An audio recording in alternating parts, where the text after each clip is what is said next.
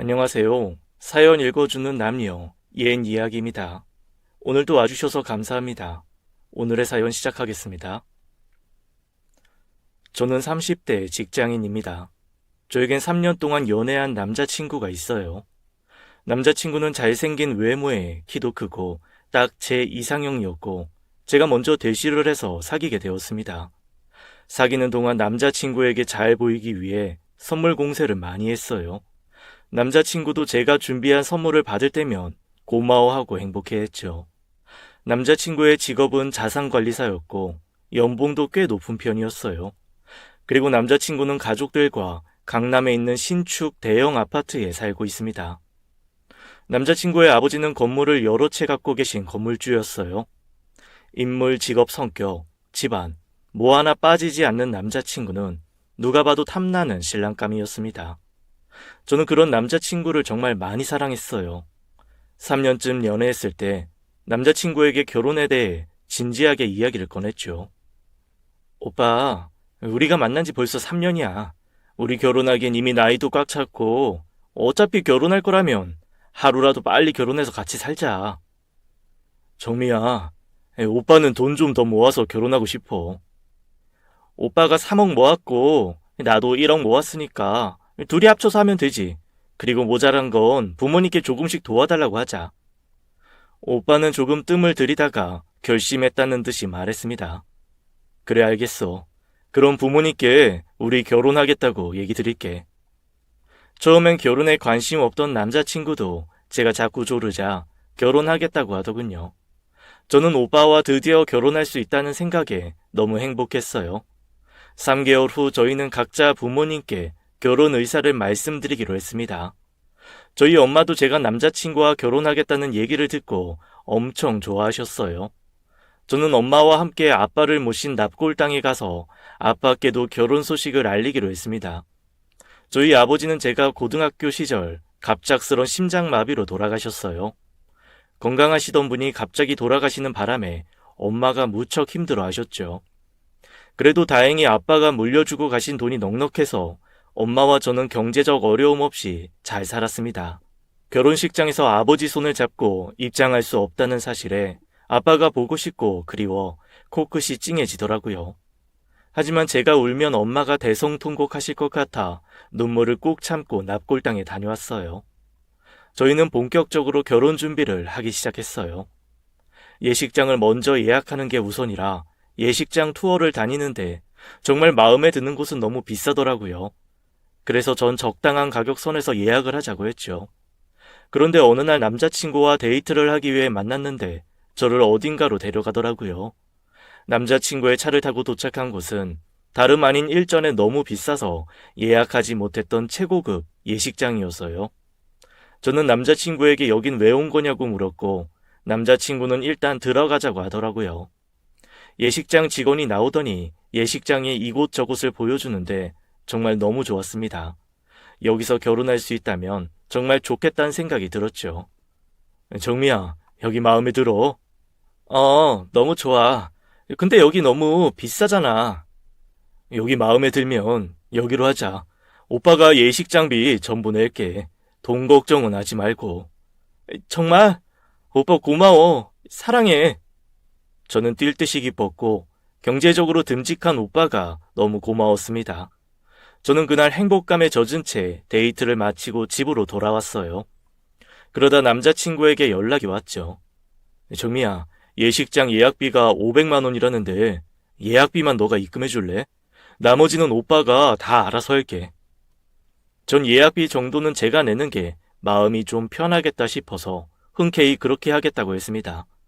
그리고 예약해뒀던 예식장은 계약금을 물고 취소하게 됐죠. 엄마에게도 이 소식을 알렸더니 남자친구가 성격도 좋고 돈도 잘 벌고 모자란 게 하나 없다며 입이 마르도록 칭찬해 주셨습니다. 엄마는 예식장 비용을 남자친구가 부담한다니 고맙고 미안하다며 밥을 사주시겠다고 했어요. 며칠 후 엄마와 함께 오빠에게 식사 대접을 하러 소갈비 전문점에 갔습니다. 그런데 엄마가 대뜸 결혼 전에 궁합을 보는 게 어떠냐고 말씀하셨어요. 저는 엄마에게 남자친구는 그런 거 안 믿는다고 그런 말 하지 말라고 했는데도 엄마는 엄마 생각만 밀어붙이셨죠. 가만히 듣고 있던 제 남자친구는 네, 알겠습니다. 어머니 대신 좀 비싸더라도 제가 용한 대로 알아보고 예약할게요. 라며 싫은 내색 없이 저희 엄마 뜻을 따라주었어요. 결혼까지 하기로 한 마당에 궁합을 보자는 엄마의 제안을 쿨하게 받아주는 남자친구가 너무나 고마웠죠. 며칠 후 전 남자친구가 알아봤다는 점집에 가게 되었습니다. 그런데 그곳에서 충격적인 말을 듣게 되었어요. 너희 둘은 안 돼. 상충살이 너무 심하게 꼈어. 상충살이요? 둘이 만나면 서로를 해치거나 깨지게 된다고. 특히 너, 이 여자랑 같이 있으면 제명에 못 살아. 당장 헤어져. 남자친구는 그 무당 말에 엄청 화를 내며 뭐 이딴 데가 다 있어. 말이면 단 줄 알아? 재수없게. 당장 나가자. 라며 제 손을 잡아 끌었고 저는 그 점집을 나왔어요. 남자친구는 점쟁이들은 원래 다 사기꾼이라고 사실 자기는 저런 말 안 믿는다며 걱정하지 말고 우리 결혼 진행하면 된다고 저를 안심시켜 주었습니다. 그리고 저희 엄마가 아시면 걱정할 테니 엄마에겐 비밀로 하자고 하더군요. 저는 남자친구의 말대로 그리하겠다고 했습니다. 용하다는 무당이 저런 말을 하니 많이 찜찜하고 마음에 불안감이 생기더군요. 하지만 저런 무당 말 한마디 때문에 완벽한 오빠와 헤어질 수는 없는 일이었어요. 그래서 무당이 한 말은 잊으려고 노력했습니다. 그리고 아무 일 없었던 듯 지내고 있었죠. 그런데 어느 날 남자친구에게 전화가 왔는데 집 앞이라며 할 말이 있다고 잠깐 나오라는데 분위기가 심상치 않았습니다. 남자친구는 심각한 얼굴로 어렵게 이야기를 꺼냈어요. 정미야, 우리 어머니 쓰러지셨어. 지금 중환자실에 계셔. 아니, 건강하시던 분이 어쩌다가 심근경색이래. 라고 말하는데 남자친구의 눈에서 눈물이 뚝뚝 떨어졌어요. 남자친구가 우는 모습을 처음 본 저는 마음이 찢어질 듯이 아팠어요. 오빠, 괜찮을 거야.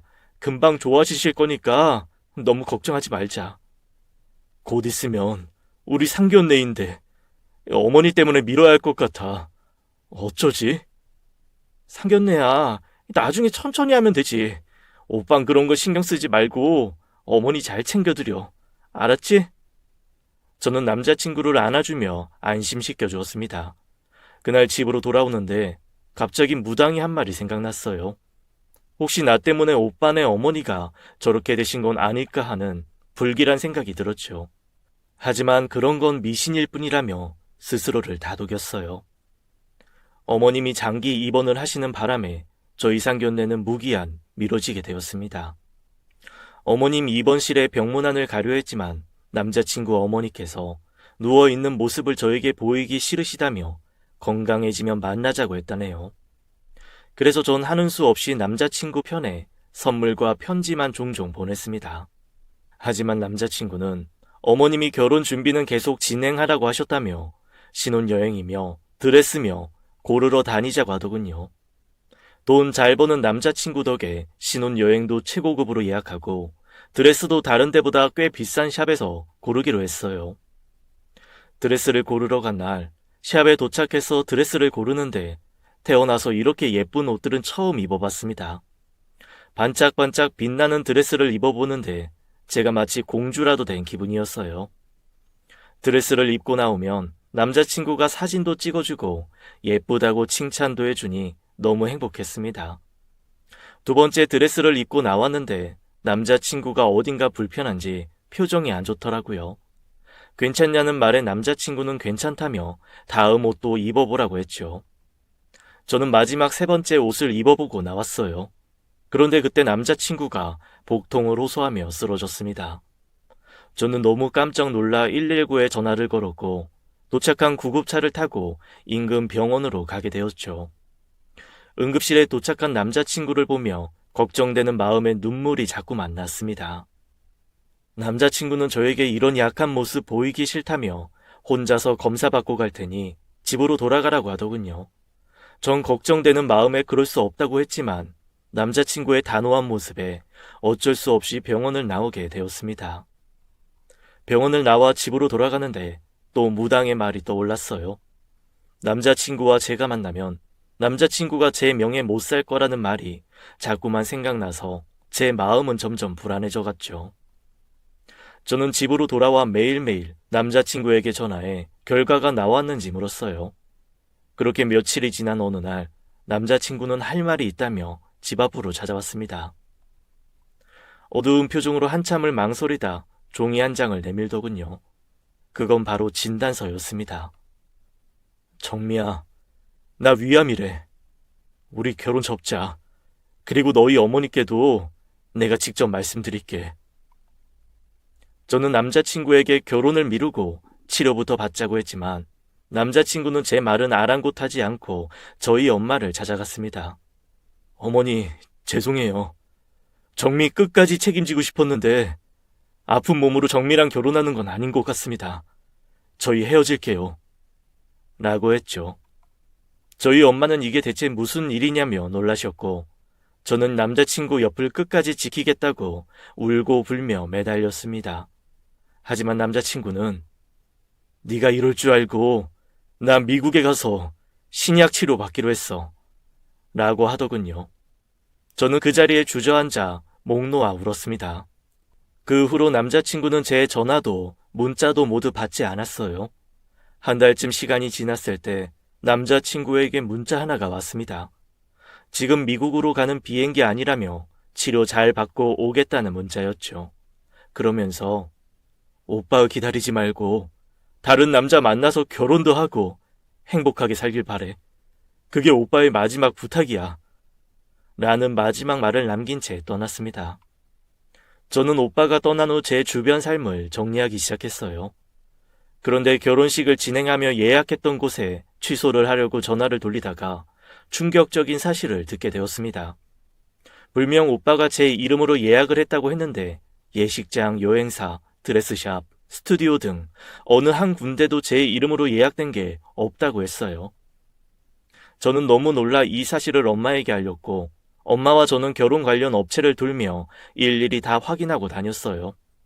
그런데 모든 업체의 직원들은 한결같이 그날 예약된 것이 없다며 혹시 사기당하신 것 아니냐는 말에 뒤통수를 세게 얻어맞은 기분이었습니다. 엄마와 저는 망연자실해서 그 자리에 주저앉았네요. 엄마는 뭔가 잘못돼도 단단히 잘못된 것 같다며 남자친구의 뒤를 밟기 시작했습니다. 남자친구 집 앞에서 잠복한 지 3일째 되던 날이었어요. 저녁 8시쯤 되자 남자친구가 집에서 나오는데 위암에 걸린 사람이라고 하기엔 너무나 멀쩡해 보였습니다. 남자친구는 한 술집으로 들어갔고 그곳엔 저와도 몇 번 본 적 있는 친구들도 있었어요. 저는 엄마와 함께 잘 보이지 않는 구석으로 가서 앉았고 그곳에서 남자친구의 이야기를 엿들었습니다. 놀랍게도 남자친구와 그의 친구들의 화제거리는 바로 저의 파혼 이야기였어요. 야, 너 정미랑 파혼했다며? 정미가 자꾸 결혼하자고 보채길래 그동안 모아둔 돈도 없고 그래서 아버지한테 결혼하게 돈 좀 달랬더니 노인네가 뭐라는 줄 아냐? 나 같은 놈은 결혼하면 안 된다고 나보고 정신 차리고 똑바로 살란다. 에휴, 건물 하나만 달라니까 그걸 안 주네. 놓친네. 도박해서 빈털털이 되고 빚까지 진 놈한테 어느 아버지가 돈을 주냐? 그 돈 주면 또 도박장에 갈 텐데. 뭐 임마? 그럼 넌 돈이 어디서 나서 결혼 준비를 하고 있었던 거야? 그게 다 방법이 있지. 비싼 데만 데리고 다니면서 예약금만 넣어주면 나머지 내가 다 알아서 한다고 하니까 정미가 척척 입금시켜주더라. 그 돈 들고 진짜 마지막이라는 생각으로 강원도 갔다가 카지노에서 3시간 만에 다 날렸어. 기계에 밥 주는데 3천만 원이 순식간에 눈 녹듯 사라지더라. 내 딴엔 잘해보려고 그런 건데 예약금 돌려줄 생각하니까 눈앞이 캄캄한 거야. 그래서 위암 걸렸다고 뻥치고 정민의 엄마한테 무릎 꿇고 눈물 흘리고 내가 아주 생쇼를 했다. 저와 엄마는 부들부들 떨면서 남자친구가 하는 말을 모두 녹음했어요. 그의 말 한마디 한마디가 제 가슴을 후벼 팠고 전 심장이 터질 것만 같았습니다. 저는 지금 당장이라도 남자친구에게 달려들어 머리를 다 쥐어뜯어 놓고 싶은 심정이었죠. 그런데 엄마가 그런 제 손을 꼭 잡고는 아직은 때가 아니라고 하셨어요. 그날 집으로 돌아온 저는 쓰러지기 직전까지 엉엉 울었습니다. 그날 본 남자친구는 제가 평소 알던 사람이 아니었어요. 남자친구가 저와 3년간 사귄 것도 순전히 제가 남자친구에게 매달려서였다고 했습니다. 평소 남자친구에게 비싼 선물도 주고 돈도 잘 쓰고 말도 잘 들어서 저랑 만남을 이어온 거였죠. 게다가 남자친구는 도박에 심하게 중독돼서 집안에서도 내놓은 자식이더군요. 모아두었던 3억은커녕 빚만 진 빈털털이었어요. 가끔 출장이랍시고 강원도로 주말에 내려가곤 했던 것이 도박을 하러 간 거였습니다. 남자친구는 제가 처음 준 예약금 500만 원을 들고 도박장에서 다 날린 후 제게 또 다른 명목으로 예약금을 뜯어갔고 그 돈마저 모두 도박하는 데 쓴 거였죠. 돈을 갚지 않기 위해 저를 떼어내려고 무당을 섭외한 거였고 그 후 어머님이 쓰러졌다는 것도 모두 거짓말이었네요. 그런데도 제가 헤어지자고 하지 않자 위암이라고 속이고 미국행 비행기를 탄 것처럼 꾸민 거였어요. 엄마는 저를 안아주시며 저런 놈이랑 결혼까지 안 간 게 다행이라고 내일 날 박는 대로 변호사를 찾아가자고 했죠. 남자친구의 실체를 알게 된 후 저는 변호사를 선임했고 그 남자를 사기죄 및 사문서 위조죄로 고소했습니다. 그리고 엄마와 함께 바로 남자친구네 집으로 찾아갔어요. 아무것도 모르고 있는 남자친구네 어머니가 문을 열어주시며 여기 웬일이냐고 의아해하셨죠. 저와 엄마는 문을 박차고 집 안으로 들어갔습니다. 엄마는 박시우 이 사기꾼 새끼 어딨어? 당장 안 나와? 라고 소리치셨고 그 소리에 남자친구가 깜짝 놀라 나오더군요. 너 이놈의 자식, 너 처음부터 작정하고 우리 정미 만난 거니? 당장 예약금 안 내나? 어디서 결혼을 빌미로 사기를 쳐? 그때 남자친구네 아버지께서 이게 무슨 일이냐며 방 안에서 나오셨습니다. 상황을 다 들으신 남자친구 아버지는 넌 이제 하다못해 이 여자친구한테 그딴 짓까지 하냐? 나가 죽어 이 자식아! 라며 남자친구를 무지막지하게 패셨어요. 남자친구 어머니는 이러다 애 잡겠다며 남자친구 아버지를 말리시더군요. 남자친구는 반성은 안 하고 아버지께 소리를 지르더군요. 툭하면 무시하고 때리고 나보고 어쩌라고요? 이 건물 한 채만 줬으면 이런 일 없잖아요! 라고 하는데 얼마나 철없이 보이던지 콩깍지가 벗겨지고 나니 남자친구가 있는 그대로 보였습니다. 남자친구의 부모님은 죄송하다며 예약금의 위로금까지 해서 예약금의 2배를 주시겠다고 하더군요. 저희 엄마는 아니 얘들이 만난 게 3년이고 우리 딸 젊은 시절 다 가게 해놓고 위로금 3천 받고 가라고요? 저는 그렇게 못하니까 경찰서에서 출석 요구하면 박시우 저놈 제 시간에 나오게 하세요. 남자친구 어머니는 무릎을 꿇고는 손을 싹싹 비셨어요. 제가 죄인입니다. 자식 교육 똑바로 못한 제 잘못이에요. 정미 어머니, 제발 한 번만 선처 부탁드립니다. 못난 놈이 못난 짓만 골라서 하더니 정미야, 이 아저씨가 정말 미안하다. 내가 위로금 1억 줄 테니 한 번만 용서해주면 안 되겠니? 너도 당장 무릎 꿇고 빌어 이 자식아! 남자친구의 아버지의 진심 어린 사과에 마음이 흔들렸습니다. 결국 예약금은 물론 위로금까지 1억을 받아내고서야 고소를 취하해줬네요. 그 후 저는 남자를 만날 때 늘 의심이 들어서 쉽사리 남자를 만나지 못했어요. 누군가를 만날 때 한 번 더 생각해보게 되고 신중해지더라고요. 그러다 1년이 지났을 즈음 새로운 남자친구를 만나게 되었는데 이번 남자친구는 오로지 인성만 보고 만나고 있네요. 이전 남자친구는 너무 남자친구의 스펙에 가치를 두고 만났던 제 잘못도 있었다는 생각이 들었고 그래서 제가 그 남자가 감추고 있던 진실을 보지 못했던 건 아닐까 많이 반성했습니다. 똥차 가고 새차 온다고 했던가요? 다행히 저는 지금의 남자친구를 만나서 행복하게 잘 지내고 있어요. 제 이야기는 여기까지입니다. 긴 글 들어주셔서 감사합니다. 지금까지 사연 읽어주는 남녀 옌 이야기였습니다. 저는 다음 사연으로 돌아올게요. 감사합니다.